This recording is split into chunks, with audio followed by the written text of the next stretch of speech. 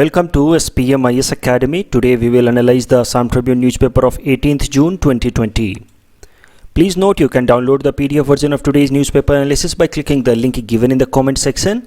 You can download the PDF version of May 2020 magazine from our website spmisacademy.com. You can also log on to our online portal online.spmisacademy.com to access some of our freely available video lectures. And we request you all to join our WhatsApp group through the link given in the description section for more updated study materials. This is the list of the topics that we will cover from today's newspaper. And the first article is taken from editorial segment. It is regarding custodial deaths in India.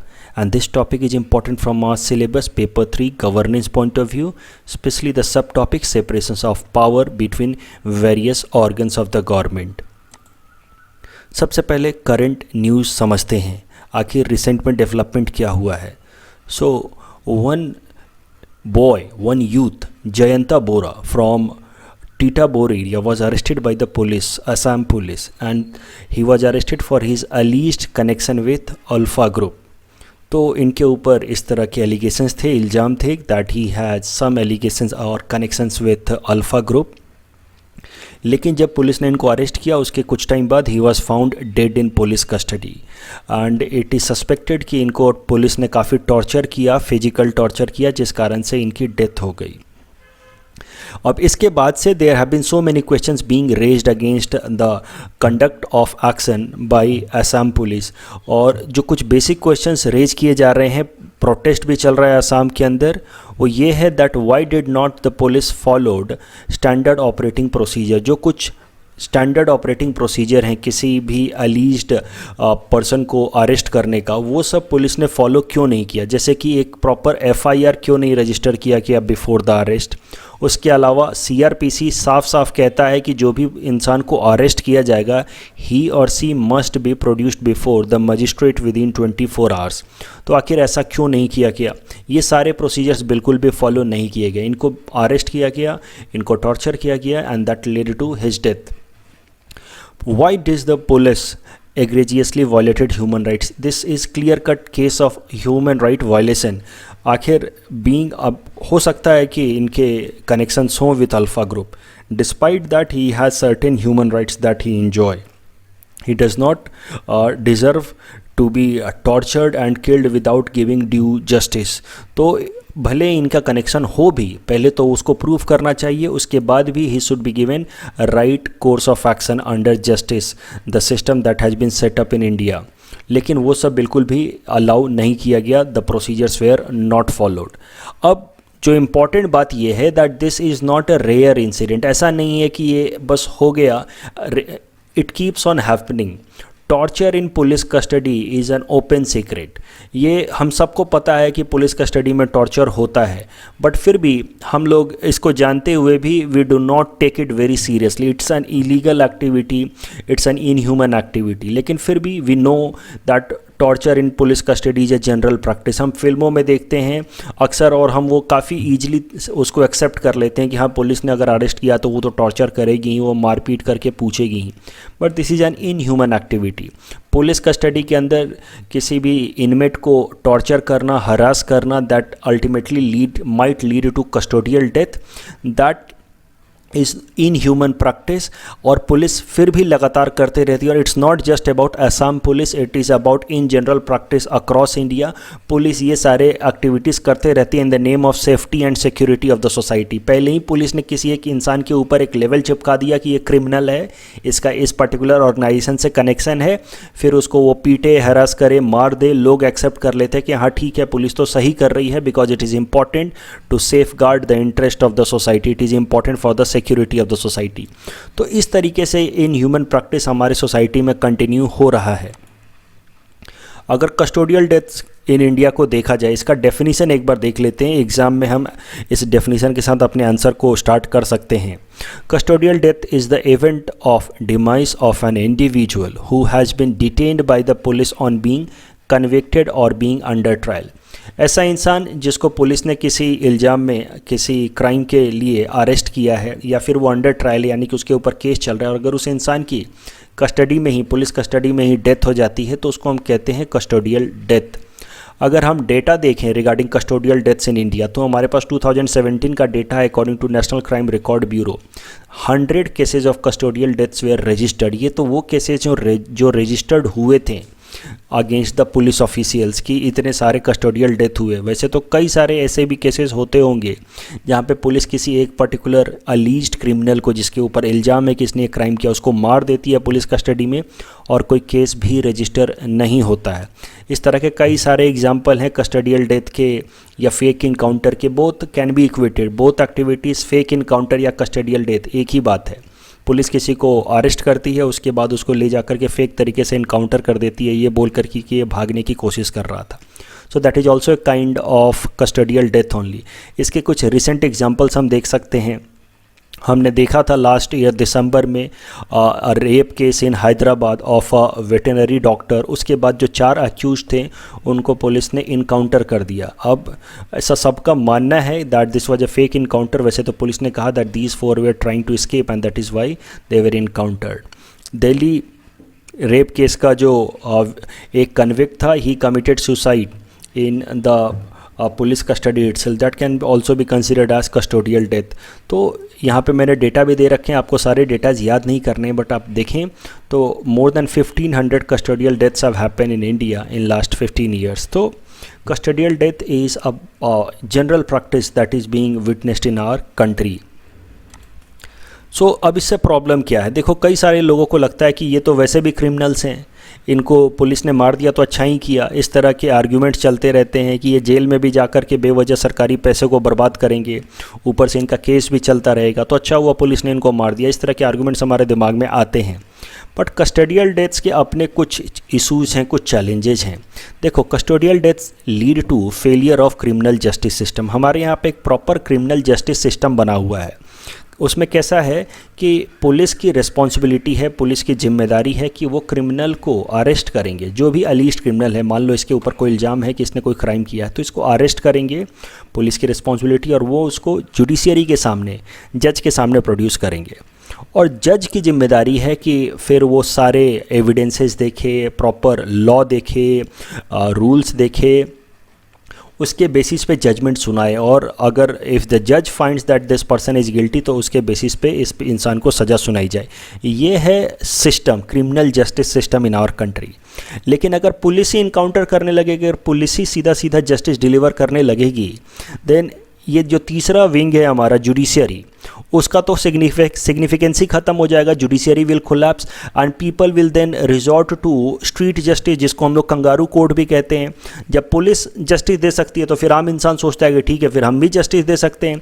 जब judiciary का कोई मतलब ही नहीं है, हर इंसान अगर judiciary को इतने हल्के में लेगा, अगर इस तरह के कस्टोडियल डेथ्स या फेक इनकाउंटर इतने सारा प्रैक्टिस में रहेगा, तो नेचुरली जुडिशरी का इंपॉर्टेंस ख़त्म हो जाएगा। फिर हर इंसान रोड पे सोचेगा कि लेट मी डिलीवर जस्टिस, अगर मेरे हिसाब से किसी ने क्राइम किया तो ये जो पूरा का पूरा सिस्टम है वो डिनाई हो जाएगा। और आप एक बात समझो, how does the police knows कि ये इंसान सच में क्रिमिनल है, इसने कौन कौन सा क्राइम किया है?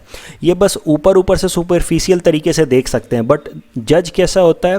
जज पूरे प्रोसीजर को फॉलो करता है, तो उसके बेसिस पे जो ड्यू जस्टिस है वो इस इंसान को डिलीवर होता है। वो इसका ह्यूमन राइट भी है, apart from legal and constitutional right. तो इन सब को वायलेट करता है। अगर कस्टोडियल डेथ्स होते हैं, फेक इनकाउंटर होते हैं, तो जो भी इंसान, जो भी पुलिस ऑफिसर या मान लो कोई भी मिलिट्री ऑफिसर अगर कस्टोडियल डेथ या फेक इनकाउंटर में इंगेज्ड है, उसका मतलब he is demeaning our judicial system, he is demeaning our criminal justice system, he is also condemning the constitution of India. इससे फेक इनकाउंटर का कल्चर और popular होता रहता है। और जो हमारा तीसरा विंग है, ऑफ कोर्स जो जुडिशियरी, जो सबसे इम्पॉर्टेंट विंग है हमारे कंट्री का, हमारे गवर्नमेंट का, वो कोलैप्स होता है, वो वीक होता है। उसके अलावा the faith of people in police gets eroded. लोगों को ऐसा लगता है कि पुलिस, तो अब इन जनरल पुलिस से लोग डरने लगते हैं, क्योंकि पुलिस भी बात बात पे फिर धमकी देने लगते हैं कि तुम्हारा फेक इनकाउंटर कर दूंगा। सो पुलिस, जिसकी मेन रिस्पॉन्सिबिलिटी है सोसाइटी को प्रोटेक्ट करना, वही उससे ही लोग डरने लगते हैं। Image of India as a country that follows rule of law and respect human right gets eroded. अगर ये फेक इनकाउंटर, कस्टोडियल डेथ्स के न्यूज़ इंटरनेशनल लेवल पे भी जाते हैं और फिर वहाँ पे इंडिया को कंडेम किया जाता है कि इंडिया के अंदर कोई रूल ऑफ लॉ नहीं है, इंडिया के अंदर ह्यूमन राइट्स के लिए कोई रिस्पेक्ट नहीं है, वहाँ तो पुलिस वाले पकड़ के, आर्मी वाले पकड़ के लोगों को ऐसे ही मार देते हैं। Frequent human right violation. तो अब देखो, हमारा constitution under article 21 right to life हमें गारंटी देता है, एक fundamental right that we have right to life, हमें जिंदा रहने का अधिकार है तब तक जब तक कोर्ट प्रॉपर प्रोसीजर के साथ ये ना डिक्लेयर करे कि इस इंसान ने एक पर्टिकुलर क्राइम किया जिसमें इसकी जान ली जा सकती है। So we have in general right to life with certain limitations and that too can be taken only by court. लेकिन जब पुलिस वाले बात बात पे फेक इनकाउंटर या कस्टडियल डेथ करेंगे then that will naturally lead to violation of fundamental right guaranteed under article 21। तो एक बार ज़रा देखते हैं कि जब कस्टडियल डेथ्स के साथ इतने सारे इश्यूज़ हैं, ये इलीगल भी है, फिर भी हमारे देश में ये कल्चर इतना पॉपुलर क्यों है। तो सबसे पहला कारण है lack of any specific law to deal with custodial death and fake police encounters. हमारे यहाँ पे कोई कानून ही नहीं है जो फेक इनकाउंटर के केस में पुलिस वाले या आर्मी वाले के अगेंस्ट प्रॉपर एक्शन लेने का प्रोविज़न बताए। In fact, Law Commission of India in its 273rd report recommended that those accused of committing custodial torture, चाहे वो पुलिस वाले हों, आर्मी वाले हों या पैरामिलिट्री वाले हों, उन सबको क्रिमिनली प्रोसिक्यूटेड करना चाहिए। मतलब जैसे एक इंसान किसी दूसरे का मर्डर करता है, वैसे ही अगर कस्टडियल डेथ प्रूफ हो जाता है तो चाहे पुलिस हो, आर्मी हो, उन सब के खिलाफ भी इस तरह के मर्डर का केस चलाया जाना चाहिए। सुप्रीम कोर्ट ने कस्टडियल डेथ और फेक इनकाउंटर को अवॉइड करने के लिए एक गाइडलाइन दिया था इंडिया के सारे स्टेट गवर्नमेंट को कि अपने अपने स्टेट में पुलिस कंप्लेंट अथॉरिटी बनाएं और उस पुलिस कंप्लेंट अथॉरिटी में कस्टडियल डेथ या फेक इनकाउंटर के केसेस रजिस्टर किए जाए अगेंस्ट पुलिस ऑफिसर्स। लेकिन बहुत ही कम स्टेट्स ने इस तरह की पुलिस कंप्लेंट अथॉरिटी अभी तक बनाई है। उसके अलावा दूसरा कारण why custodial death is still very popular culture in India because police officers who get engage in fake encounter and custodial deaths are awarded with promotion and rewards. They become famous as encounter specialist. आप फिल्मों में भी देखते हैं कि किस तरीके से लोग फेमस तरीके से और अप्रिसिएट करते हैं दैट ये इनकाउंटर स्पेशलिस्ट हैं। तो इस तरीके से जो पुलिस ऑफिसर फेक इनकाउंटर या कस्टडियल डेथ्स में इंगेज्ड होते हैं उनको हम लोग प्रमोट कर रहे हैं, उनको हम लोग फिर और इंसेंटिवाइज कर रहे हैं। तीसरा, why custodial death still continues in India is that people in many cases support custodial death and fake encounter. लोग ही काफ़ी ज़्यादा सपोर्ट करते हैं। अगर आपको हैदराबाद फेक इनकाउंटर वाला केस याद हो तो जैसे ही वो इनकाउंटर की न्यूज़ निकल के आई कि इन चारों को पुलिस ने इनकाउंटर इनका कर दिया है, अब उसके बाद कई सारे लोग पुलिस के सपोर्ट में आ गए कि हाँ पुलिस ने अच्छा किया है। और इस तरीके से पुलिस बिकेम अ हीरो। तो इस तरीके से कई बार लोग ही सपोर्ट में आ जाते हैं उन पुलिस वालों के जो कस्टोडियल डेथ या फेक इनकाउंटर में इंगेज होते हैं और इस कारण से वो लोग हीरो बन जाते हैं और फिर कोई प्रॉपर एडमिनिस्ट्रेटिव एक्शन नहीं हो पाता है against those police officers who are engage in custodial death और fake encounters. The next article is taken from international segment. It is about inflection point in ties between India and China, and it is time for India to make a policy reappraisal. So this topic is important from our syllabus paper 3 international relations point of view. It is also important for political science optional students. सबसे पहले इस article का देखो background समझते हैं। देखो इस article को लिखा है गौतम बम्बावले साहब ने। He is former India's ambassador to China और इनका ऐसा कहना है कि इंडिया को अब अपनी पॉलिसी चाइना की तरफ बदल लेनी चाहिए। It is point of inflection between India China relations. तो उनका ऐसा मानना है कि देखो जब दिसंबर 1988 में प्राइम मिनिस्टर राजीव गांधी ने चाइना का विजिट किया था उस टाइम में दोनों कंट्रीज़ ने मिल करके फैसला लिया था कि चाहे हमारे बॉर्डर डिस्प्यूट्स चल रहे हों फिर भी हमें अपने बीच में इकोनॉमिक कोऑपरेशन, ट्रेड, ये सब को प्रमोट करना चाहिए। तो उसके बाद से इंडिया और चाइना के बीच में economic activities, cross border trade काफ़ी ज़्यादा प्रमोट हो गया after this particular event that happened in 1988 when Rajiv Gandhi as a prime minister of India visited China. तो धीरे धीरे चाइना अब हमारा सबसे बड़ा trading partner as a country भी बन गया after this decision that was taken in 1988। तो एक तरफ बॉर्डर डिस्प्यूट चलते रहे, दूसरे तरफ हमारा ट्रेड प्रमोट होता रहा। तो बॉर्डर डिस्प्यूट रिजॉल्व नहीं हुए लेकिन ट्रेड चलता रहा। यही प्रॉमिस किया था राजीव गांधी ने चाइना के साथ कि चलो बॉर्डर डिस्प्यूट हैं तो हैं, इनको हम रिजॉल्व करते रहेंगे over a period of time, लेकिन हम आपस में ट्रेड को इंकरेज करते हैं, प्रमोट करते हैं। और इस तरीके से धीरे धीरे ट्रेड काफ़ी बढ़ गया इंडिया और चाइना के बीच में। और इसका ज़्यादा फ़ायदा तो देखो चाइना को ही हो रहा है, क्योंकि चाइना का ह्यूज ट्रेड सरप्लस है। कई दफ़ा मैं आपको बता चुका हूँ कि 50-60 बिलियन डॉलर से भी ज़्यादा हर साल चाइना इंडिया से कमाता है। सो ये जो ट्रेड है इंडिया और चाइना के बीच में, इससे ज़्यादा फ़ायदा तो चाइना को ही है। अब जो ये पर्टिकुलर इवेंट हुआ है गलवान वैली में on Monday night, where Chinese soldiers killed 20 Indian soldiers, that was a premeditated action according to minister of external affairs mister S Jaishankar. मतलब चाइनीज सोल्जर्स ने सोच समझ के, प्लान करके इंडियन सोल्जर्स को मारा है, according to a statement released by India's external affairs minister mister S Jaishankar. तो इसके बाद गौतम बंबावले साहब कहते हैं अब कोई मतलब ही नहीं रहता हमें चाइना के साथ कोई भी इकोनॉमिक एक्टिविटीज़ को कंटिन्यू रखने का। अब हमें चाइना के साथ अपने सारे इकोनॉमिक एक्टिविटीज़ तोड़ लेने चाहिए। जो प्रॉमिस हमने 1988 में किया था कि हम ट्रेड को प्रमोट करेंगे, उसको हमें ख़त्म कर देना चाहिए। This is point of inflection. China ने हमें फिर से धोखा दिया है। चाइना है चीटेड अस। चाइना ने प्रॉमिस किया था एक वीक पहले ही एट मिलिट्री लेवल नेगोशिएशन की वो वायलेंस का इस्तेमाल नहीं करेंगे, और उसके बाद इस तरह का major premeditated attack is unjustifiable. और इस कारण से इंडिया को अपने economic trades, economic relations with China भी तोड़ लेने चाहिए। सो एक बार इंडिया और चाइना के रिलेशंस को की पूरी हिस्ट्री एक बार ब्रीफली देख लेते हैं, and then we will come to this current point again. देखो इंडिपेंडेंस से पहले, इंडिया के इंडिपेंडेंस से पहले चाइना और इंडिया के बीच में कोई खास रिलेशंस नहीं थे, except some trade and some exchange of pilgrims and scholars. तो कुछ एक ट्रेड जैसे चाय, उन सब की ट्रेड होते थे, कुछ इंडिया से स्पाइसेस बेचे जाते थे चाइना में के अंदर। उसके अलावा कुछ पिलग्रिम जैसे हुआंग सन वगैरह दे केम टू इंडिया, और कुछ इंडिया से scholars they went to China जैसे बौद्धयान। लेकिन उसके अलावा कोई खास इंटरैक्शन या रिलेशन नहीं था इंडिया और चाइना के बीच में before independence of India. But after independence slowly India China relation moved up. India China relation after independence can be seen in 5 phases. Phase 1 from 1950 to 57, it is known as an era of growing friendship. Phase 2 57 to 62, known as an era of mutual suspicion. Phase 3 is known as era of betrayal, that happened in 1962. Phase 4 1962 to 77, age of antagonism, and phase 5 1977 to present, that is known as reset ties. तो सारे phase को एक एक करके briefly समझते हैं। Right after independence India ने कोशिश की कि चाइना के साथ अच्छे डिप्लोमेटिक रिलेशंस बिल्ड किए जाए।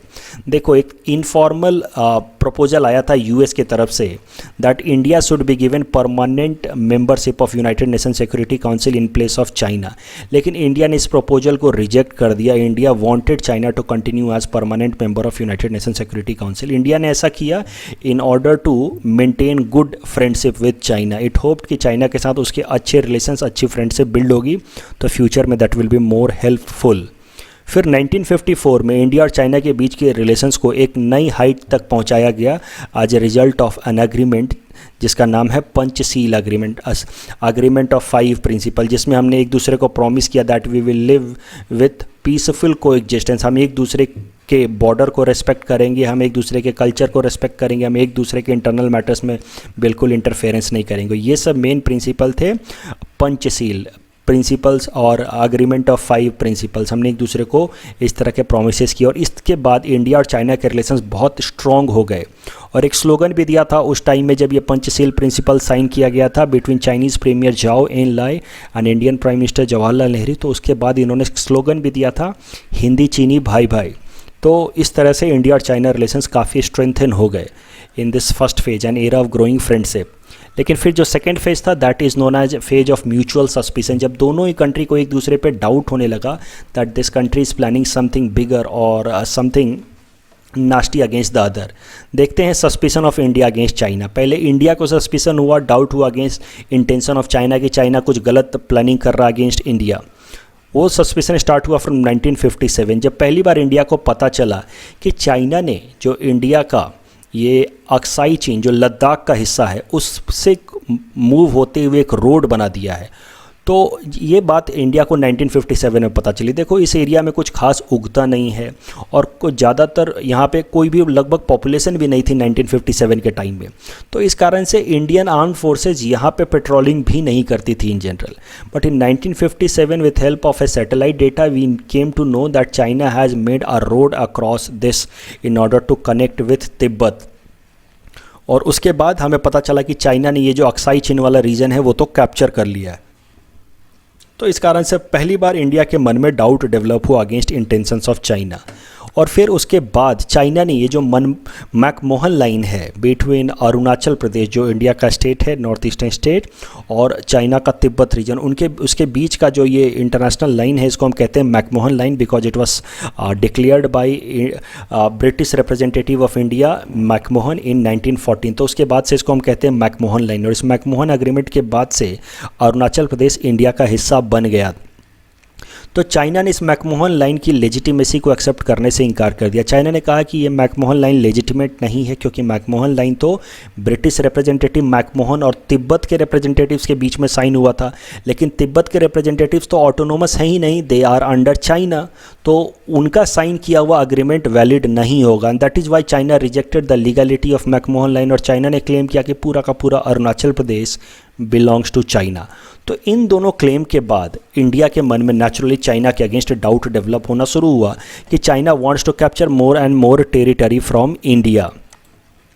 और दूसरी तरफ चाइना के मन में भी इंडिया के अगेंस्ट सस्पिशंस शुरू हो गए, डाउट शुरू हो गए फ्रॉम 1959 इटसेल्फ। देखो 1959 में जो पहला इवेंट हुआ when India gave refuge to Dalai Lama. Dalai Lama के बारे में मैं पहले भी काफ़ी बता चुका हूँ, यहाँ पे मैं आपको ब्रीफली बता देता हूँ। देखो ये है तिब्बत प्रोविंस ऑफ चाइना, आप देख सकते हैं Tibet province of China, okay. और तिब्बत में ज़्यादातर जो लोग हैं वो बुद्धिस्ट रीजन को फॉलो करते हैं, और ये लोग अपने आप में इनके जो रिलीजियस लीडर है, जो ये बुद्धिस्ट लोग हैं, इनका जो टॉप मोस्ट रिलीजियस लीडर है, जैसे हमारे यहाँ पे पंडित वगैरह होते हैं हाईएस्ट लेवल के, उनके रिलीजियस लीडर को ये कहते हैं दलाई लामा। और Dalai Lama is not just religious leader but also political leader, मतलब इनके लिए जो बेसिक फैसले होते हैं इनके पॉलिटी से रिलेटेड, वो भी फैसले दलाई लामा ही लिया करते हैं फॉर दिस तिब्बतन पीपल, लिया करते थे टिल 1959। लेकिन 1959 में हुआ क्या कि चाइना ने अपनी आर्मी भेजी, people's liberation army, Chinese government ने पीपल लिबरेशन आर्मी भेजी तिब्बत के अंदर in order to set up complete control over Tibet. Tibet को पूरी तरह से कैप्चर करने के लिए चाइना ने अपनी आर्मी भेजी 1959 में, तिब्बत को पूरी तरह से अक्वायर करने के लिए। उसके पहले ये लोग एक इंडिपेंडेंट तरीके से रहते थे, मानते थे कि हाँ overall they are under China, but बाकी हर एक प्रैक्टिकल पर्पस के लिए they are quite independent autonomous. और यहाँ के जो रिलीजियस लीडर थे दलाई लामा, वही यहाँ पे रूल किया करते थे, वही पॉलिटिकल लीडर भी थे। लेकिन जब 1959 में Chinese army enter into Tibet, फिर दलाई लामा को अपना ये सीट लहासा, जो इनका कैपिटल हुआ करता है तिब्बत का, वहाँ पे इनको अपना सीट या अपना ऑफिस छोड़ करके इंडिया आना पड़ा। और इंडिया ने इनको शरण दी, इंडिया ने इनको रिफ्यूज़ दिया इन धर्मशाला ऑफ हिमाचल प्रदेश। तो जब इंडिया ने दलाई लामा को शरण दिया, रिफ्यूज़ दिया इन धर्मशाला ऑफ हिमाचल प्रदेश, तो उसके बाद से चाइना के मन में नेचुरली डाउट स्टार्ट होना शुरू हुआ that perhaps China is supporting Dalai Lama in order to make Tibet a free country, a free state out of China. So China के मन में डाउट होना शुरू हुआ that India is acting against territorial integrity और सोवरेनिटी ऑफ चाइना। तो ये पहला डाउट था। उसके अलावा दूसरा डाउट हुआ इन 1960 चाइना के मन में अगेंस्ट इंडिया, जब इंडिया ने इंडियन आर्मी को एक पॉलिसी या एक ऑर्डर रिलीज़ किया, इंडियन गवर्नमेंट ने इंडियन आर्मी को एक ऑर्डर रिलीज़ किया, इंडियन आर्मी को in Ladakh region as well as Indian army को इन अरुणाचल प्रदेश रीजन, कि आप आगे बढ़ो और जो हमारा बाउंड्री रीजन है अकॉर्डिंग टू इंडियाज़ मैप, वहाँ जाकर के आप अपने पोस्ट, इंडियन पोस्ट बिल्कुल इस्टेब्लिश करके या सेटअप करके, और इंडियन पोस्ट मतलब चेक पोस्ट, ताकि आगे से चाइना इस एरिया को क्लेम ना कर सके। तो इस पॉलिसी को कहते हैं forward march policy. When Indian government asked और directed the Indian army to move forward in Arunachal Pradesh region till McMahon line and in Ladakh region till entire Aksai Chin in order to put its check post. तो इसके बाद से China के मन में doubt होना शुरू हुआ that perhaps Indian army wants to capture more and more territory from China. और जब दोनों ही पार्टी के मन में एक दूसरे के अगेंस्ट डाउट्स थे, सस्पिशन थे, that ultimately led to betrayal from China side. देखो इंडिया तो अपने साइड से ही एक्शन ले रहा था, इंडिया ने कोई धोखा नहीं दिया चाइना को, लेकिन China betrayed India. China suddenly attacked India in 1962। जिस तरह से इस बार हुआ है कि हम दोनों बातें कर रहे हैं, नेगोशिएट कर रहे हैं, हम दोनों की आर्मी, इंडिया और चाइना की आर्मी पेट्रोलिंग कर रही है, and suddenly Chinese army attacked Indian army, वैसे ही उस टाइम में भी suddenly China started attack on India in October 1962। और देखो इंडिया बिल्कुल रेडी नहीं था for this war, and that is why India had to suffer a massive defeat. तो in 1962 Sino India war as it is said, या India China war, India was defeated. उसके बाद से इंडिया और China के relations, हर तरह के relations, चाहे पॉलिटिकल, डिप्लोमेटिक, इकोनॉमिक, हर तरह के रिलेशंस बिल्कुल ही रोक दिए गए, बिल्कुल ही कट ऑफ हो गया इंडिया और चाइना के relations. And that phase from 1962 to 1977 is known as phase of antagonism, when both countries maintained complete hostility against each other. और बीच में इंडिया ने 2 वॉर लड़े पाकिस्तान के अगेंस्ट इन 1965 एंड 1971, और इस कारण से China became more and more closer to Pakistan, and since then China and Pakistan are all weather friends, क्योंकि दोनों इंडिया के हॉस्टाइल कंट्री हैं, पाकिस्तान भी इंडिया का दुश्मन है और चाइना भी इंडिया का दुश्मन है, तो नेचुरली ये दोनों they became all weather friend. और इन्होंने जो एक पॉलिसी अपनाई इंडिया के अगेंस्ट, इसको कहते हैं आई टू पिंसर स्ट्रैटेजी। आई मतलब चाइना, पाकिस्तान के साइड से इन्फिल्ट्रेशन होता है टेररिस्ट का, वो इंडिया के अंदर घुसपैठ करते रहते हैं, और चाइनीज़ सोल्जर्स इनकर्सन करते रहते हैं, वो इंडिया के अंदर फोर्सफुली घुस के टेरिटरी एक्वायर करते रहते हैं। This is known as I two pincer strategy acquired by China and Pakistan against India in joint manner. फिर फेज़ 5 स्टार्ट हुआ 1977 में, जब 1977 में जनता पार्टी के फॉरेन मिनिस्टर अटल बिहारी वाजपेयी, उस टाइम में वो फॉरेन मिनिस्टर बने जनता पार्टी से, और उन्होंने चाइना का विजिट किया in order to normalise ties with China. तो धीरे धीरे इंडिया और चाइना के बीच में जो टाइज़ हैं वो रिसेट होना शुरू हुए, नॉर्मलाइज होना शुरू हुए, और वापस से वो काफ़ी हद तक नॉर्मल हो गए 1988 when India's prime minister Rajiv Gandhi visited China. और इंडिया के प्राइम मिनिस्टर राजीव गांधी ने चाइनीज़ प्रीमियर डेंग जियाओपिंग से मुलाकात की, और उसके बाद दोनों कंट्रीज़ ने एक्सेप्ट किया कि चलो बॉर्डर डिस्प्यूट्स तो चलते रहेंगे, बॉर्डर डिस्प्यूट्स को हम लोग धीरे धीरे रिजॉल्व करते रहेंगे, लेकिन इंडिया और चाइना के बीच के ट्रेड को हम और इम्प्रूव करते, इनकरेज करते हैं। और सिंस देन आपको पता ही है कि चाइना इंडिया का अब लार्जेस्ट ट्रेडिंग पार्टनर बन चुका है। अब इस पर्टिकुलर इंसिडेंट के बाद, ये गलवान वैली वाले इंसिडेंट के बाद, इंडिया के security experts, international relations expert जैसे कि गौतम बम्बावले, अब चूँकि ये इंडिया के एम्बेसडर रहे हैं तो आप इनको सीधा सीधा कोट भी कर सकते हैं, एग्जाम में लिख सकते हैं इनका नाम directly. He suggests that China has deliberately attacked Indian soldiers and that is why India should scrap 1988 deal with China. ये जो इंडिया ने डील किया था चाइना के साथ 1988 में, उसको अब इंडिया को स्क्रैप कर देना चाहिए। चाइना को बहुत ज़्यादा फ़ायदा होता है इंडिया के साथ ट्रेड करके, तो इंडिया को सारे इकोनॉमिक एक्टिविटी चाइना के साथ रोक देने चाहिए, जिस तरह से इंडिया ने अपने इकोनॉमिक एक्टिविटीज़ पाकिस्तान के साथ रोक दिए हैं। तो चाइना और पाकिस्तान के साथ सेम तरह का ट्रीटमेंट होना चाहिए इंडिया का, जब तक ये लोग अपनी आई टू पिंसर स्ट्रैटेजी छोड़ नहीं देते। The next article is taken from Assam segment. It is about mitigation at Bhakjan oil field. This topic is important from our syllabus paper 4 disaster management point of view. देखो सबसे पहले news article समझते हैं। So a team of the energy and research institute has begun mitigation activity at Baghjan oil field. Mitigation activity मतलब जो भी environment को negative impact हुआ है because of this oil field explosion, उस नेगेटिव इम्पैक्ट को अब जितना कम किया जा सके उसको हम कहते हैं मिटिगेशन एक्टिविटी। तो अब ये काम शुरू किया है the energy and research institute. देखो इस एक्सप्लोजन के कारण काफ़ी सारा स्लज फैल गया था, एक तरह का मलबा फैल गया था आसपास के वाटर बॉडीज़ में। इस तरह से काफ़ी ज़्यादा मलबा या पॉल्यूशन फैल गया था आसपास के वाटर बॉडीज़ में। अब इस पॉल्यूशन को, इस स्लज को कंट्रोल करने की कोशिश कर रही है the energy and research institute of India with help of technique known as bioremediation technique. तो जरा समझते हैं ये बायो रिमीडिएशन टेक्निक क्या होता है। देखो ये बायो रिमीडिएशन टेक्निक में जो नेचुरल माइक्रो ऑर्गेनिजम्स होते हैं जैसे फंजाई, बैक्टीरिया या कुछ ऐसे प्लांट्स भी होते हैं जिनके पास ऐसी कैपेसिटी होती है कि वो पॉल्यूटेंट्स को ब्रेक करके और डिजॉल्व करा दें। जो भी मान लो प्लास्टिक पॉल्यूटेंट है या फिर कुछ और बायोकेमिकल पॉल्यूटेंट है, उसके पास इन सब कुछ एक बैक्टीरियाज के पास या फंगस के पास या कुछ एक प्लांट्स के पास स्ट्रेंथ होता है, पावर होता है कि ये पॉल्यूटेंट्स को ब्रेक कर दें। तो इस तरह के माइक्रो ऑर्गेनिजम्स का इस्तेमाल करके या प्लांट्स का इस्तेमाल करके जब हम पॉल्यूटेंट्स को ब्रेक करते हैं, डिकम्पोज करते हैं, such activities known as bioremediation activity. It is the process to detoxify the pollution from the environment with help of microorganisms, plants और माइक्रोबियल और प्लांट एंजाइम्स। तो ये काफ़ी ग्रीन अप्रोच है, काफ़ी इन्वायरमेंट फ्रेंडली अप्रोच है, क्योंकि बाकी सारे एक्टिविटीज़ में जब हम कोई दूसरा केमिकल इस्तेमाल करते हैं पॉल्यूशन को कम करने के लिए, तो उस कारण से भी कोई ना कोई एक पॉल्यूशन हो जाता है। उसके अलावा वो इंस्टीट्यूट जो आसाम के अंदर मिटिगेशन एक्टिविटी को स्टार्ट कर रही है, उसका नाम है the energy and resource institute. वो इंस्टीट्यूट जो आसाम के अंदर बायो रेमिडिएशन टेक्निक लेकर के आ रही है नियर भगजन ऑयल फील्ड, वो है this institute, the energy and resource institute. तो इसके बारे में भी ज़रा सा ब्रीफली देख लेते हैं। देखो, it is a non profit autonomous independent research institution. It was established in 1974 as Tata energy research institute, लेकिन इसको 2003 में रीनेम कर दिया गया, इसका नाम चेंज कर दिया गया as the Energy and Resource Institute of India.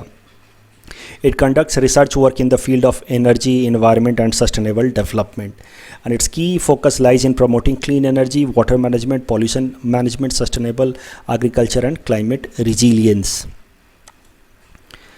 In our segment Target UPSC Prelims 2020, today we'll cover topic number 452 to 454.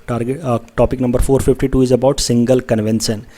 The Single Convention on Narcotic Drugs of 1961 is an international treaty to prohibit production and supply of specific, normally narcotic drugs and of drugs with similar effects except under license for specific purposes such as medical treatment and research. India is party to this convention. Please attempt this question that is based on this topic. Topic number 453 is about Agriculture Export Policy of 2018.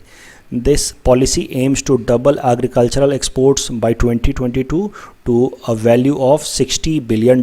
The Ministry of Commerce and Industry is the nodal ministry for its implementation. Topic number 454 is about Exim Bank, Export-Import Bank.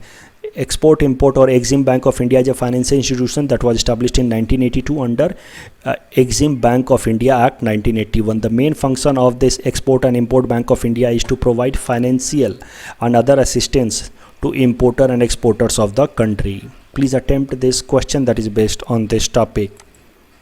This is the answer of question number 449 to 451 that we had given in yesterday's newspaper analysis. Today's question number 452 to 454 can be attempted by the students, and you can submit the answer in the comment section.